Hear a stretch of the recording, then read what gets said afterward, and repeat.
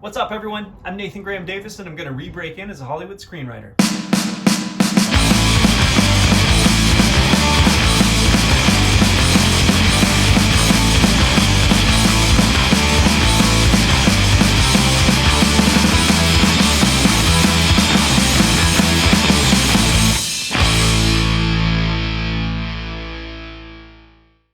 So it's week 4 of this whole thing, which means I have been generating 10 ideas every single day for the last week, and it has been really hard. It's taken me a couple hours every day to do this, give or take, and most of those ideas are not even that good. I caught up with Malcolm Spellman because I wanted to get an idea of how I could just zero my focus and figure out what the hell to write. And Malc is a guy who has worked across a ton of genres in both film and TV. He just knows what he's talking about. He's now a showrunner on The Falcon and the Winter Soldier. He's worked as a writer and a producer on Empire, and he is a great guy. So we had an awesome conversation, but it didn't really go as planned. He asked me to pitch him a couple of ideas, and I did, even though they're all really half-baked right now. And, well, I got served some humble pie. So enjoy. How you been, bro?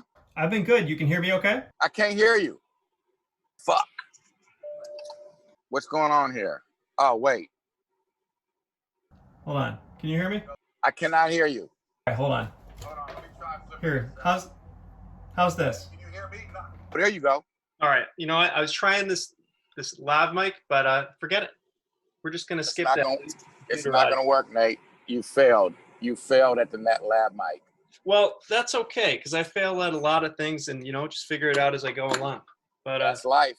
That is literally, you've just described life. This will just be like all the other ones. I just thought I'd have better quality audio this time around, so no worries. So how are you doing? I'm doing good, man. Good. Can't brag, can't complain. Just grind. Dealing, all the usual bullshit. COVID. That. Dude, you're super busy right now, huh? I am incredibly upside down. It's a good thing. It's sort of a situation where me and Shell started this company. We'd been working kind of as a de facto company anyway for a couple years. Yep. And we went and made it official. Got a little first look deal, all that. And then, because this is new to us and sort of this level of whatever you want to call it, heat, success, or whatever is new, managing what to say yes to and what to say not to, and managing the amount of, we took on a lot. I'm not going to say too much, but we took on a lot, and it's pushed us to a really, really intense place. And, again, some of it has to do with how we're choosing to approach producing. You know what I'm saying? Like, we want to try and be the producers that we never had as writers. And that means just being super, super available and working as sort of like the de facto writer's room for the people we're working with. And all that combined has created a very, very intense couple of years. But in the end, it's all good. It'd be great to get some shit made so we could scale up the company a little more and bring in some support. But it's, I'm complaining, but I'm also grateful. Yeah, well, I mean, dude, last time I talked to you, I think Empire was just getting started. I think that's how long ago it was. So really? So I hadn't even started on Empire? I think it was just getting started. So, I mean, it's been a long time. Yeah, that was my reentry. No shit. Yeah, I mean, I was coming off yet another cold streak when Empire came around. You know what I'm saying? That was sort of that was a major. Last time we talked, that was a major shift in my career. Yeah. And I've been around 20 years, so that had to be about 6 years ago, maybe. Yeah, maybe yeah, something like that. 6 or 7 years ago, because I was on Empire for 3 years. And yeah, I think that'd be about 6 years ago. That's about when I got out of it. Yeah, about 6 years ago. So that was my reentry. And so since then, you've been a manager for a Grammy-winning artist, which is incredible. Are you still managing him, or? Yeah. I say partner, but yeah, it's a lot of management duties. We're working. He got a new record out now. It's a great record.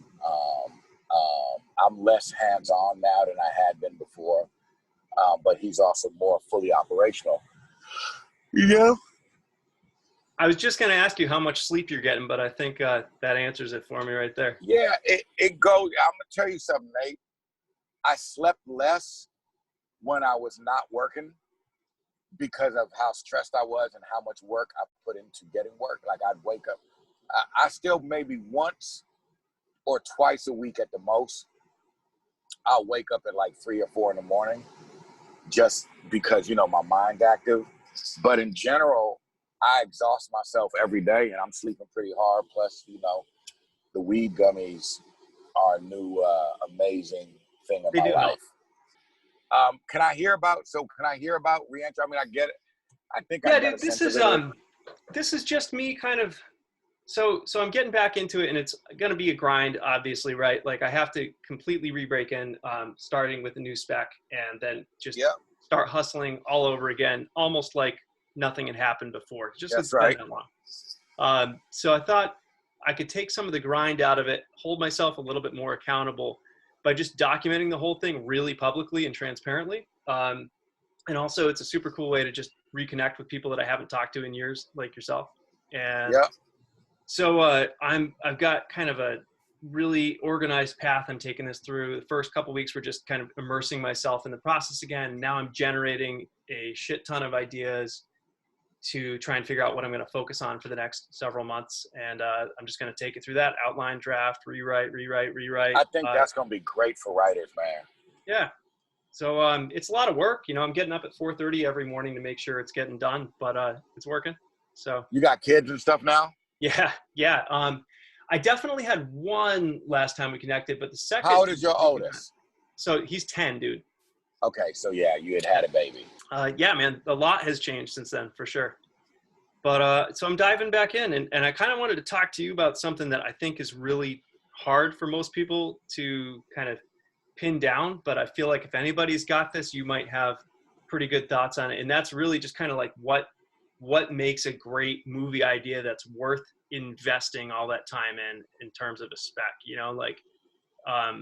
execution dependent is probably not where I want to go with this, right?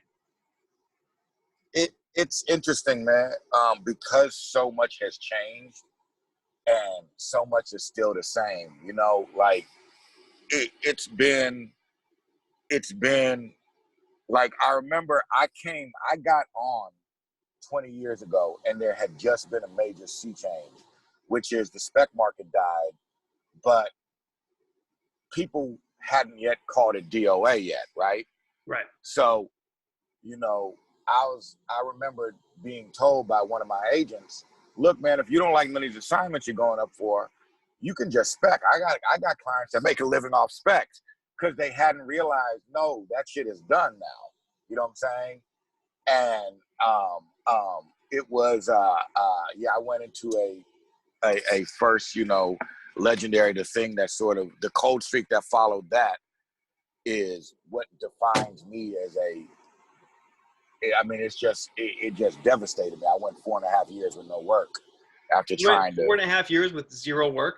Lost all my reps, everybody. Holy shit. And I was hot when I broke in. You know what I'm saying? Did they all dump you because of Balls Out? Or No, this is before Balls Out was one of my. I've had to re-enter.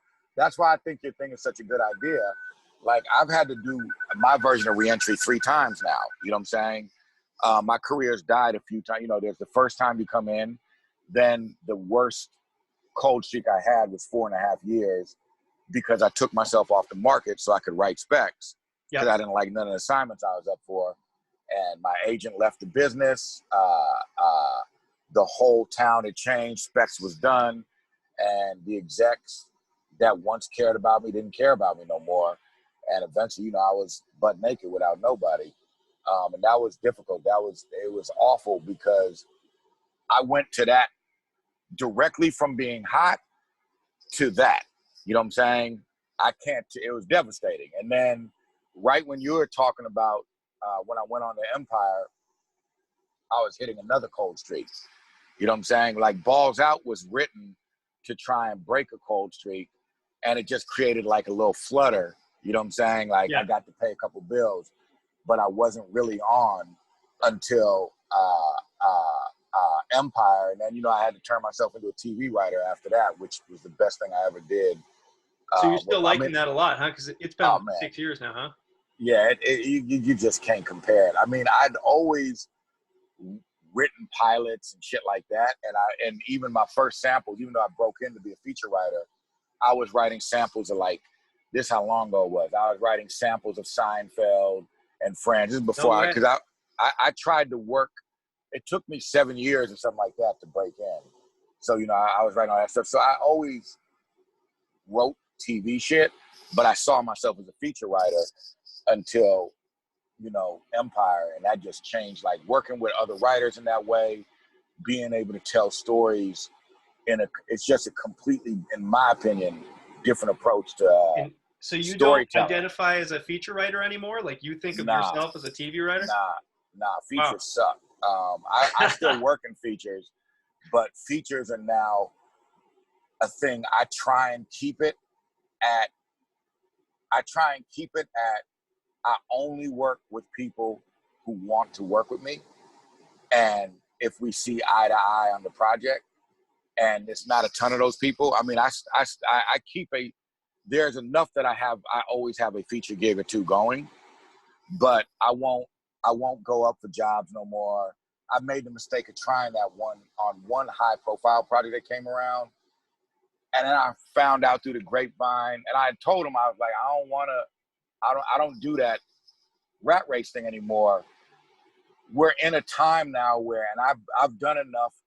You know what I do. And if you want to fuck with it, we should do it. And if you don't, I don't want to be a stalking horse. I don't want to be someone you play with. And I don't want no maybes with anyone I'm fucking with or anyone that's fucking with me. It just, it doesn't get shit made. It's a bad experience for the writer.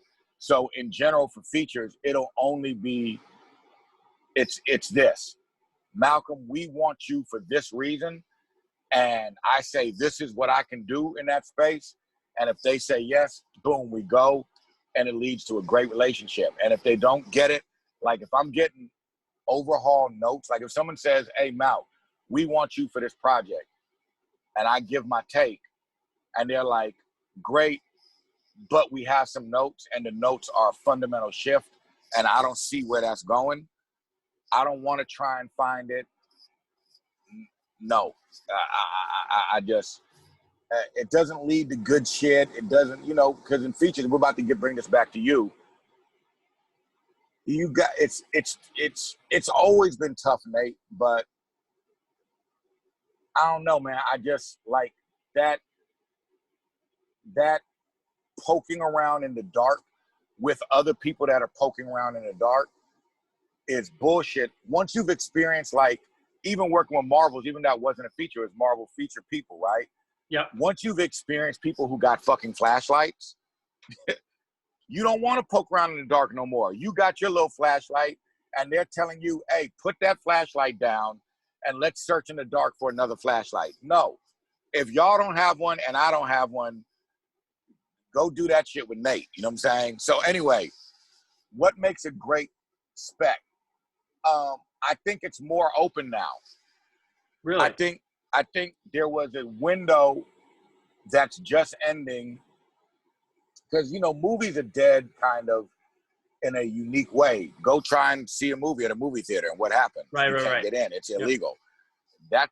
You can't take away the venue and think that's not going to create a fundamental shift. What's happened is they've traveled over to Netflix primarily. Yep. Also the other streaming services, right? But Netflix was real smart. They said, fuck that, man. If you look at what Netflix is doing, you're too young to remember this, but there was a time when I came up when there were cheesy action movies that I loved in theaters. That shit, you associate that with made for cable action. I used to go to theaters with all my boys and see that shit. Jean-Claude Van Damme, Steven Seagal, right? I mean, I never saw anything like that in theaters, for sure. Like, right. And so And I say that to say that's how many movies were getting made and released back then. You know what I'm saying? Yeah. And so the range was wide, and Netflix has kind of recreated that by themselves.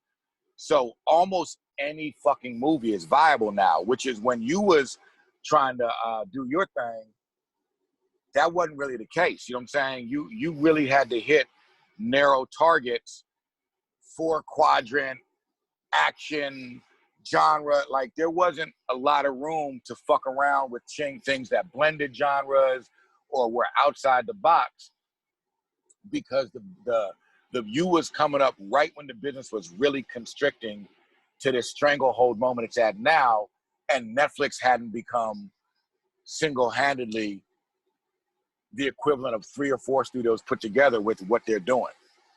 So now in 20, is that what they are? Really, like 3 to 4 studios? they make more than everybody combined, damn near. Man. And they make, remember Romantic Comedies died? Yeah. Not at Netflix. Yep. Not at Netflix. They making the motherfuckers little small movies for black folk, African movies, weird cheesy fucking action movies, right? They are single-handedly bringing back what it was like as a kid to go to movies in the late 80s and early 90s. You know what I'm saying?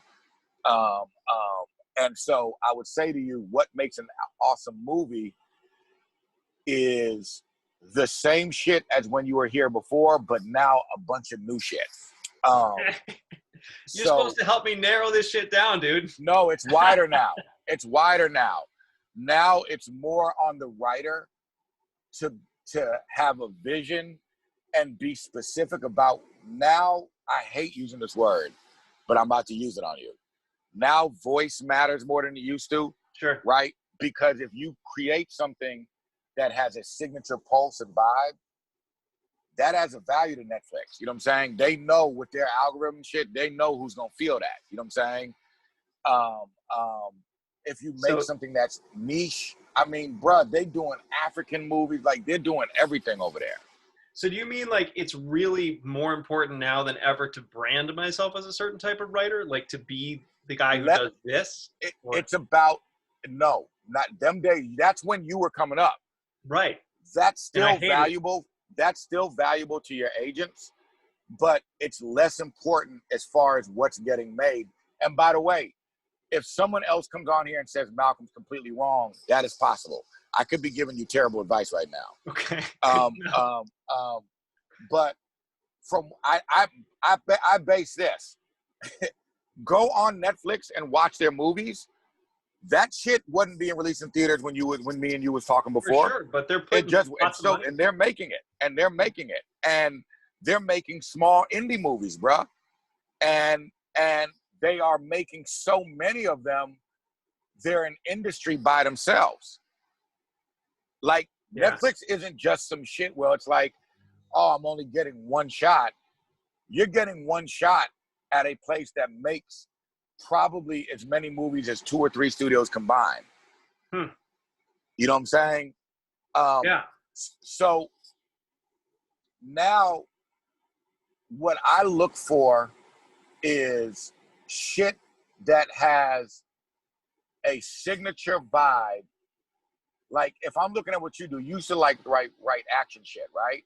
Well, so I broke in with an action thriller, but I wanted to keep on writing stuff that sort of had like an action or thriller vibe to it, but I was interested in doing some more elevated stuff, and maybe messing around with some sci-fi speculative things. And my manager really wanted me to stick like straight action thriller. He wanted me to be that guy so that he could easily put me in rooms, which I honestly totally get that, but I wasn't liking it. And, the few things that I chased down, I wasn't passionate about any of them. That word, people need to feel the passion in the material in a way that they didn't before. Because before, if you had a concept and a genre and they could market it, that's fine. But now the motherfucking movie theaters are closed, bro. You know what I'm saying? Like, it's just, and that doesn't, what that means, I guess I'm saying, is a shift in culture so much in that just the overall energy in this space is different, and it's hard for anyone to put into words. So I would say this. it's far more important now to be original within a genre. Forget voice. Voice is a separate thing. Voice is execution that is signature to you. Original is, let me think. Let me think of some original, because they are making a lot of shit that's not original, right? But like, Live, Die, Repeat. What was that called? Day After Tomorrow. Yeah. Felt original in That's a that. good script. I don't even know if I watched the movie, but I liked the script. Dude, I envy you if you haven't watched that movie. It's one of the best action movies in a long fucking time. Yep. Well, then I definitely haven't watched it because I would remember. Here's what's original about it. People will write movies about heroic superstars like Tom Cruise fighting aliens, and the concept will always lean into that. Right. They led into the Groundhog Day concept, and it didn't have to be aliens or whatever, right? It originality. I don't want to die in this interview trying to explain originality. Let me just think of a couple more. Dude, I know it's a really hard thing to nail down. But you feel it, right? And original doesn't always mean, like I feel like Baby Driver. What's that? Baby Driver. Sure, right? Awesome. And it's an original, like that. When an audience watches that, they know they got something different, and Netflix and Amazon and all these streamers can exploit that in a way that's different than traditional studios, which is their algorithm is collecting data on people that might have the same sensibility. Yeah. So, and as their algorithm gets more and more sophisticated every fucking day, Baby Driver is going to find more and more of a home and satisfy people more and more directly and specifically. You know what I'm saying? So when you can approach, and I know everyone's always going to tell you to be original, right? But I'm talking about that original feeling. You know what I'm saying? I'm talking about like that, like Deadpool. You know what I'm saying? Like, did you see Deadpool in theaters? Yeah, man. Like, I get what you're saying. So, like, you're talking about, like, not just, like, the premise being like, oh, I haven't seen that before, but the overall tone and feel of the movie just being something completely unique. If your hero gets his leg blown off at the end of Act 1 and he's still beating people's ass and fighting people with one leg and also bleeding out of his leg at times and has to constantly get it sutured, and his girl doesn't know if he wants to fuck him, but he's still solving the mystery of the spot. That's some original shit. I don't know if that would ever work, right? But like, you're taking swings that disrupt where we all know that one-legged hero is going to say today, right? So how do you disrupt that? And I don't mean disrupt. I like I said, I hate using this fucking language because then it just sounds like, yeah, man, you go TV and you got super corporate. And it sounds like you're saying, oh, well, then cut a hero's leg off. Just blow up tropes. That's not what I mean by originality.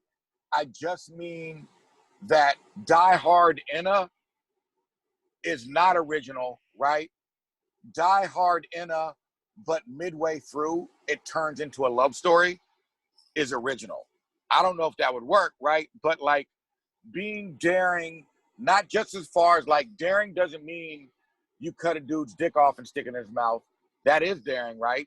But daring also means you took a swing. If your action movie became a love story and there was no more action in it, that's some daring shit. Probably end up ruining the movie or whatever, right?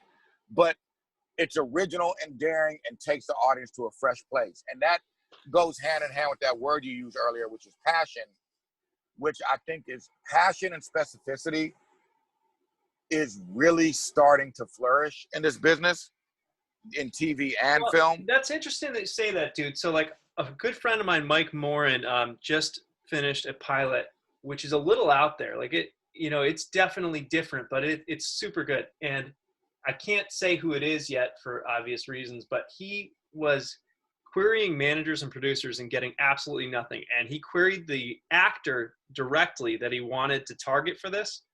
And amazingly, the actor wrote back, said he wanted to read it, read half of it, wrote back, said, "Who the hell are you? This is really good." They got on the phone, and now like they're trying to make it roll. And you know, it's a super unique script. Like I've never read anything like it. So that's interesting to hear you say. But although the counterpoint is that no manager or producer wanted to check it out. I mean, it's 2020, bruh. You just touched on something like writers now are having to become much more savvy, even in how you're talking to your manager or producer, right? People need vision. People need to know what the soundtrack and wardrobe and lighting is, if not on the page, in the phone call. And that don't mean any of that will be in your movie, right? But that specificity, it's loud as fuck out there. To cut through the noise, it is, again, here's a tenet, whether you're writing a pilot, a feature, action, or small personal genre, right? Drama. What is it that Nate Davis can bring to this project that only Nate Davis can bring? Now, that doesn't have to permeate every fucking scene, but it does need to be alive there, right? So, you're a white guy from a certain place who had a certain upbringing. How can you make that alive? Not like, I think one thing that's happened is white dudes are complaining about their experience not being valued. But the truth is, white dudes were starting to write generic experiences. They wasn't being specific to their upbringing. And so if you give me the Nate, you know what I'm saying? If you give me the Nate Davis white dude, the flavor of that in the action space, where you at? You're like where are you raised at? Like in Massachusetts area or something? I'm sorry. I'm sorry, man. But you know what I'm saying? Like if you can get that flavor, you know what I'm saying? If you could, what did y'all read the Bible, right? Like if your hero's picking up a Bible every day and that ain't the point of the story, that's awesome, right? Because there are people who are religious and they still cuss and fuck and kill people, right? And if your hero likes a type of sandwich that only is in Massachusetts, right? And has habits and inclinations, and you can bring that, if you can bring your life to life in an action drama, then being a white dude has value. What doesn't work, and you know, it's kind of like what the actor used to do to the role, you kind of got to do now on the page. Like John McClane, Bruce Willified him, right? He did Bruce Willify him. And you gotta Nate Davisify your characters in the action space. All right. If they need to be a little nerdy looking with glasses, just because that's you know what I'm saying? They don't like to swear or they're polite. All them details are really gonna matter. I'm glad you think I'm polite. That's good. So I think it's really interesting that you bring that up, dude. So I would actually, this is a tangent that may go, we might not be able to get into it because I know you got a hard stop, but what are your thoughts on like cultural appropriation as a writer? Because, you know, that's one thing that comes up every once in a while as I'm generating ideas or whatnot. I'm like, oh, that's kind of interesting, but like, can I tell that story in a fair and appropriate way? You know? You gotta be careful. The first thing you gotta do, Nate, is start really writing awesome shit. And you just gotta write it. If you're spending time thinking about writing, you're fucking up. And you need to be inspired and passionate. And it needs to show on the page. You know, motherfuckers are getting gigs with 18-page samples. You know what I'm saying? Because they did something, I'm not gonna name the writer's name, but he's had a hell of a run. You know what I'm saying? Because he wrote a short. That was amazing. A writer got a gigs off of a short? He's got a whole career off of an 18-page short. What? I've never heard of that. Exactly. It's a different time, Nate. It's a time when you can reach out to that actor yourself. It's a time when you can reach out to that producer yourself. You know what I'm saying? It's just a whole different you can reach out to the Netflix exec yourself. You know what I'm saying? Like, and I'm not suggesting you do any of that. Ideally, you have a manager. Yeah, But the Netflix executives hate you now. They're going to, like, anybody who sees this and emails them, they're going to blame that on you. Don't let. Well, hopefully, hopefully no one will see this. I don't want to wish that on you. I'll cut that shit out. Cultural appropriation, man. You know, I don't know until I see it. When people fuck it up, they fuck it up. When they don't, they don't. It is a bigger discussion about how much people of color have been held down and how many opportunities we don't get that white writers get or got as it started to shift. Yeah. But that has nothing to do with you, whether or not you write something. You got to write that shit and find out if you shouldn't have wrote it. I'm saying this. I'm saying for you as a writer, you have to be cautious about it and respectful of it. And I do think we're entering a time now where motherfuckers will tell you if you should have wrote it or not, right? Like, if you're writing Bad Boys or Beverly Hills Cop, you probably get away with that. You know what I'm saying?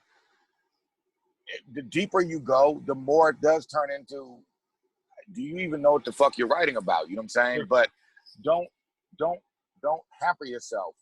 So this awesome spec you're gonna write, what are you thinking? We don't have a ton of time. Dude, so here's what I'm doing, because, like, it's what I was gonna say earlier. I feel like I'm weak with ideas a lot of the times, right? Like, you know, in the past, I've written whatever my latest flash of inspiration has been, and I don't have that many of those flashes. And so what I've been doing is every day for the last 6 days, I've just been forcing myself to come up with 10 movie ideas, just so I've got a huge slate of them, and then I can narrow it down from there. And most of them are not that good, but, you know, there's a few nuggets in there that are pretty interesting. And so, you know, they're all kind of thrillers. I was aiming sub $10 million just because I figured that would let me cast a much wider net.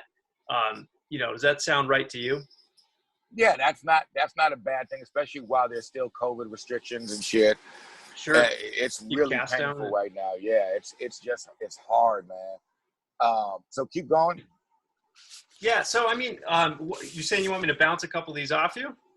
Well, let's do a couple. Let me send a text real quick. You got 7 minutes. I'll buy us 15 minutes. All right. Sounds good. All right. So I pushed something. And let me hear it. And when you tell it to me, we'll talk about why, like, why the movie needs to exist and why do people need to watch it. You know what I'm saying? So let's go. I like that. All right. So fair warning, a lot of these are just like half-baked, like starts. Pick your favorite one. Let's start with one. All right. So here's an idea about this world where everything is kind of run by an empire, and there is this baby that keeps getting reincarnated, and there's a prophecy that it's going to, you know, unseat the entire empire. And so the empire pays people to kill this baby every time it's born. It just keeps on getting born, and people keep getting paid to kill it. And so there's this whole underworld that revolves around the tracking down and finding and killing of this baby. And there are people who have gotten rich off of this because they've killed the baby 3 times or something, like completely fucked up. And so it starts right with a woman who has just had a baby, and this baby's got a birthmark on its foot, and she's like razoring off the birthmark on this baby's foot, and she's going on the run because she knows that she just had that baby, and there are going to be a ton of people tracking her down and tracking down her baby to kill it. So that's one idea that I've had. And let me ask this. Yep. When you say an empire, what does that mean? Dude, it's half-baked, but, you know, some authoritarian, you know, dictatorship where, you know, people are oppressed. Okay. All right. So it sounds cool. It feels like it'd be freakier and more fucked up if that was a phenomenon happening right under our noses in present day. You know what I'm saying? Meaning a person in present day, you have a baby, there's a birthmark on its foot. All of a sudden, this woman's cutting off, and the audience or characters are discovering this phenomenon's been going on. Because you're doing you're putting a concept on a concept. If you're going to create a world to create like, I found this. I was talking to Dalan about sci-fi, and here's what I realized. Star Wars has destroyed so many writers trying to chase that dragon. Sure. In general, sci-fi investigates a specific thing and then builds a bigger sci-fi world around it, right?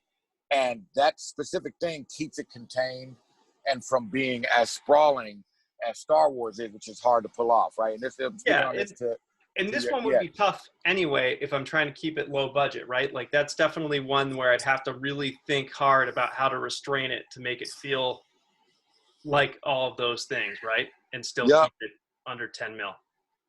So that's an interesting idea, like doing that present day and under noses. And I could be wrong there, but what I'm saying, let me get to what I was trying to say though, Nate, and then we can move to the next one, which is, so in Star Wars, they create an epic story in an epic world, but it's not really investigating a specific thing. It's the hero's journey. I'm talking about the original Star Wars, right? Yeah. In this giant world where you're making up all these rules and magic and tech and language and races, and it's just a hero's journey in that world.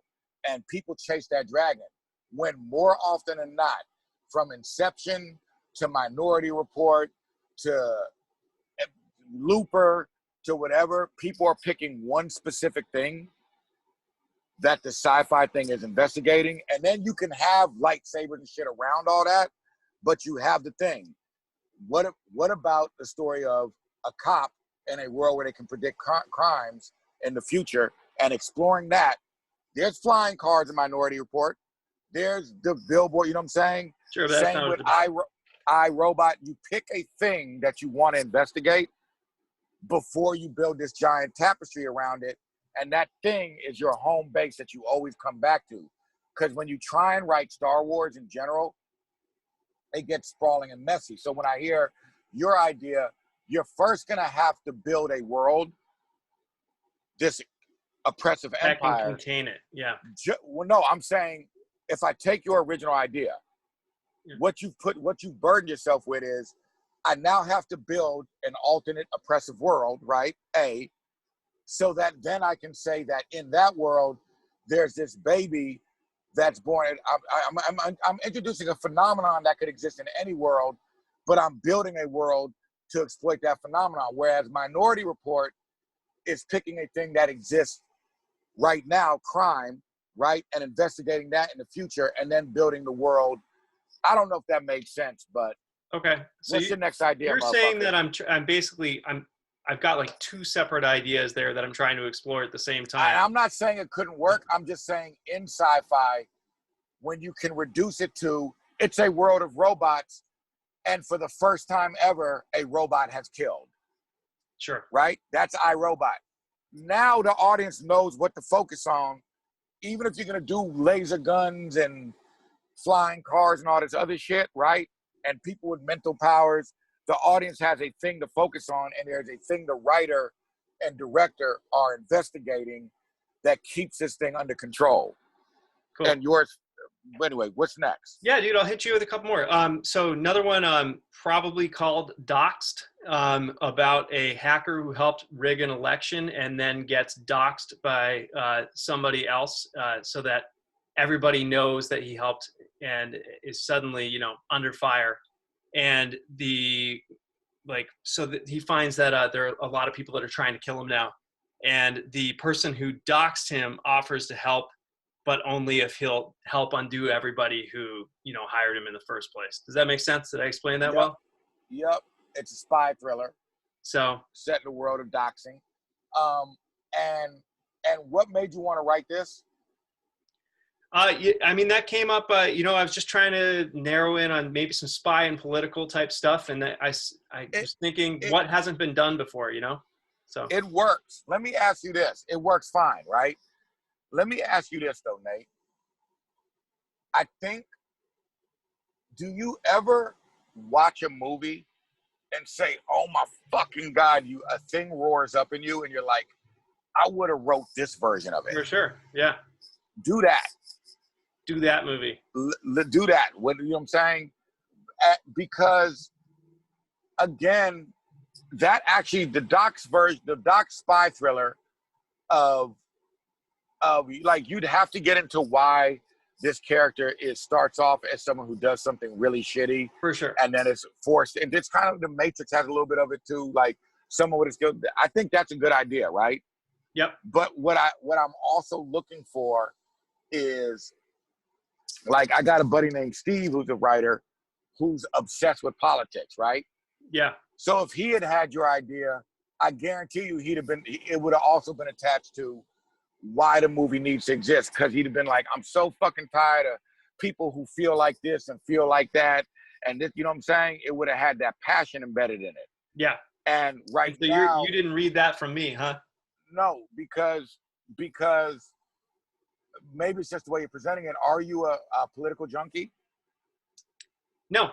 You know, I mean, political junkie doesn't describe me. I'm definitely following politics, and I'm very frustrated by what's going on. But that's not the same thing. Yeah, no, it's not. Like, political junkies are people who, they're just, it is a thing for them that they are deeply passionate about. And what I worry about is, that's a good concept, so I don't want you to scrap it, right? It's a clean, fresh run at a spy thriller. But it's like, if your idea was, I got to remake, like, you know what is a fucking great movie that's kind of in that space? It's a really underrated movie, or maybe it ain't an underrated movie. Enemy of the State, have you seen that? Yeah. Wow, right? I haven't seen that in forever, dude. It's fucking good, dude. All right, I'm going to check it out. It's good, and it fits into that, right?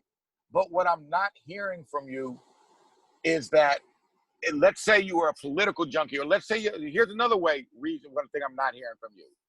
Malc, you've known since as long as you've known me, I've been wanting to find a way to reinvent the political thriller or the spy thriller, because I've always, and no one ever gets it right. Thrillers. Absolutely. Huh? I love spy thrillers, like Born Identity, I love that movie, right? But you didn't lead with that, Nate, and that worries me. Well, dude, that's totally legit. And you know what? You're probably correct about that. Like, you're probably correct that, at least as I've got that idea right now, the passion's probably not there to that level. So, you know, I appreciate you pushing back on that for sure. Yeah, I'd rather you write something like something you don't even think you can get made, but it's burning. And that doesn't mean don't write docs. It just means, Nate, in 2020, your script ideally is going to have a pulse of its own. And that pulse is you. You already have a good idea with this re-entry thing. You know what I'm saying? Yeah. That's the thing that I think I've not seen anyone do that. And that came from a place. This is a thing you're interested in. Right? You're like, fuck that. I'm going to get in, and I know about the culture of writers, and I got a feeling writers are going to want to see this, right? I would have, dude, if I was early on, I'd be all over watching this thing. Right. So I think it's a really good idea. But I think that energy needs to be in the specs you write too. Yeah. You know what I'm saying? Like, bruh, half the specs I wrote, including, you know what, which that will not be mentioned, reps don't want to go out with them and hate them. And I don't regret writing them at all. Like, I don't know that I've ever written a spec that did not come from an emotional fit of inspiration, right? Ever. And I've written I write specs, you know what I'm saying? Like, because my career dies all the time, so I always got to write specs, you know what I'm saying? And I think the thing that made you do this re-entry thing, that's what I want to hear in your spec. Yeah. So that clarity on why, you know what I'm saying? I don't think I have any of those ideas yet then. I've got probably 6 or 7 that I think are really good starts as far as just make sense as a movie idea. But I don't know that any of them, like, I'm like, oh man, I have to write this one, you know? Are you watching hella shit right now? No, dude, I watch like 2 movies a week if that. Like, it's hard for me to find the time. This will change. This is going to become part of the job. And part of the re-entry thing can be you reporting after watching movies and TV shows, whether it triggered you or not. And reading. I read a lot. It has to happen. It has to, and reading is very, very helpful, right? Yeah, dude. This is the thing. and I forget it all the time. Like, it always comes from me when I'm watching or reading shit, you know what I'm saying? Where I'm like, oh, fuck, that's what it needs to be. You know, it comes from real life sometimes too. So, dude, you know what?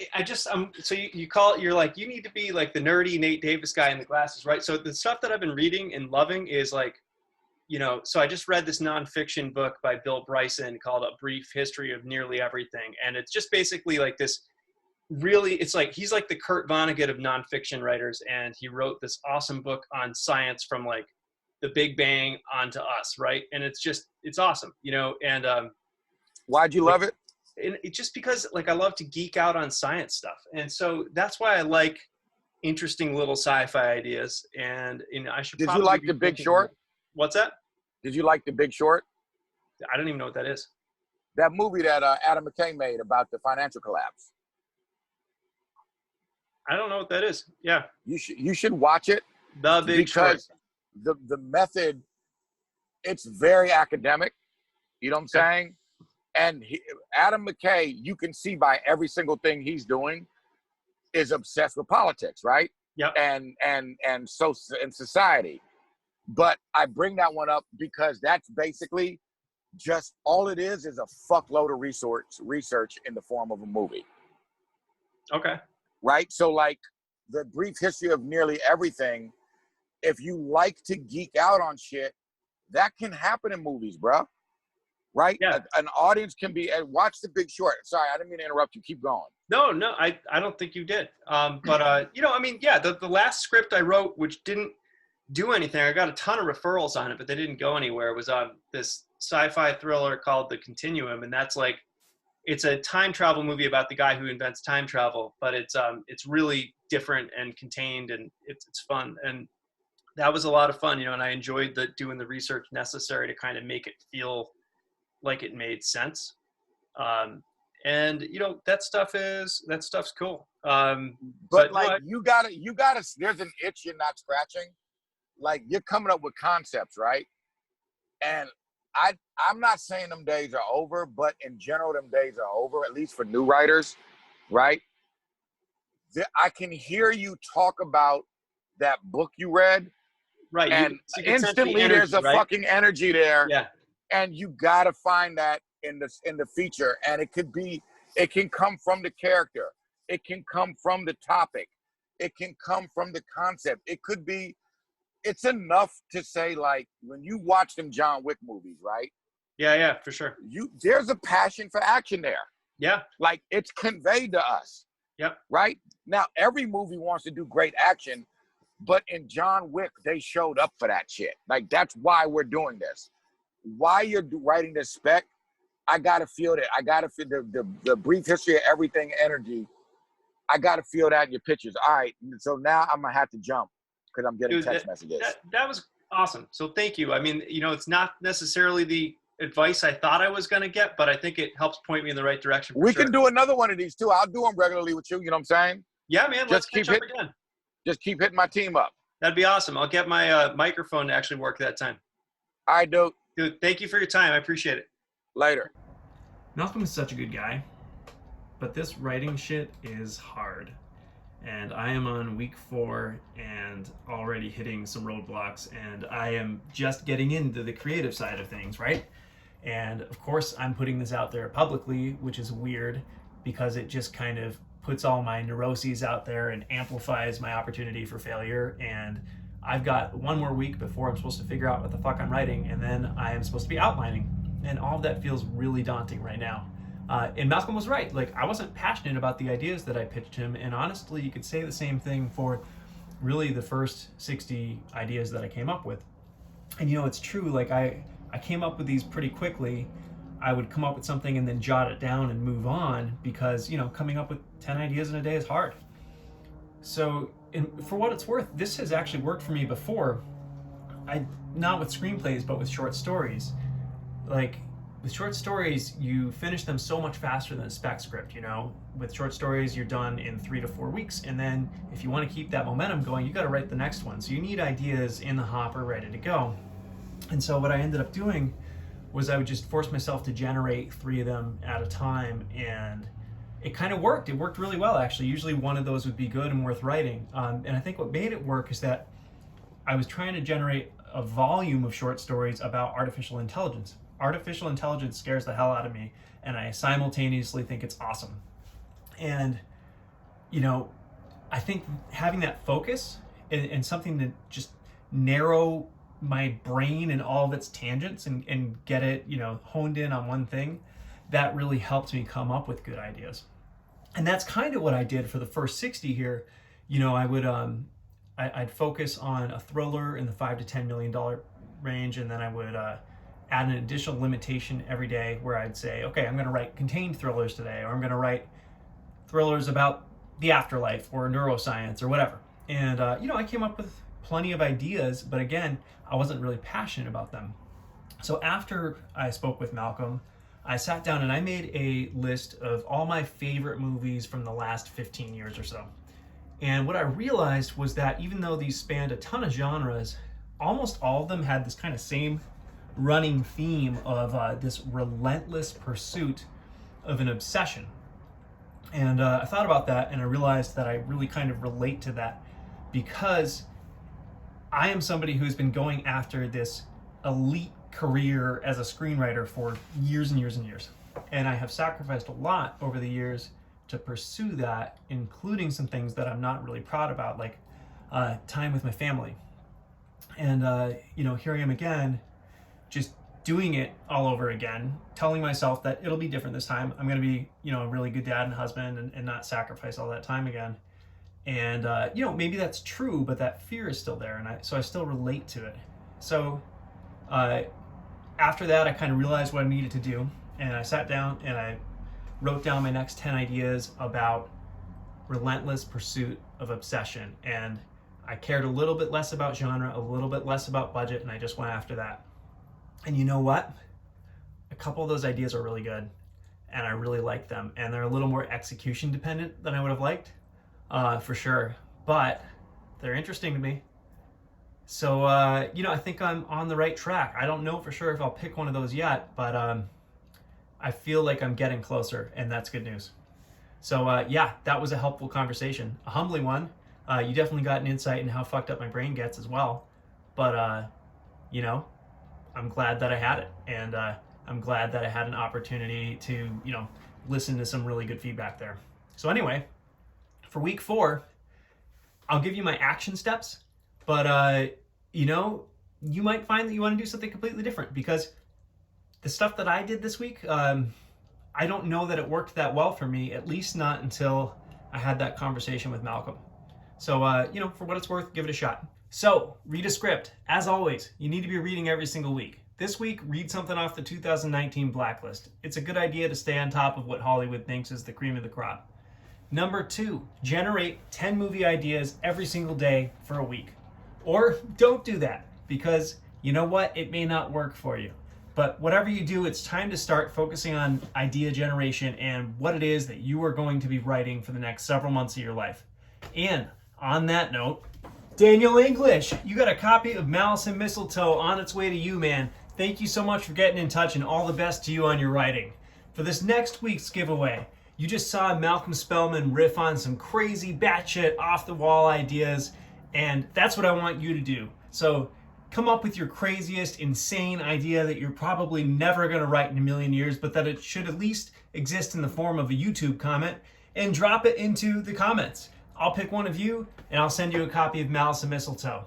That's all I got for week 4, everybody. Thank you so much for checking it out. Next week, I've got Jake Thornton and Ben Lustig. They are this incredibly cool, incredibly successful writing team that operates in the space of big ideas.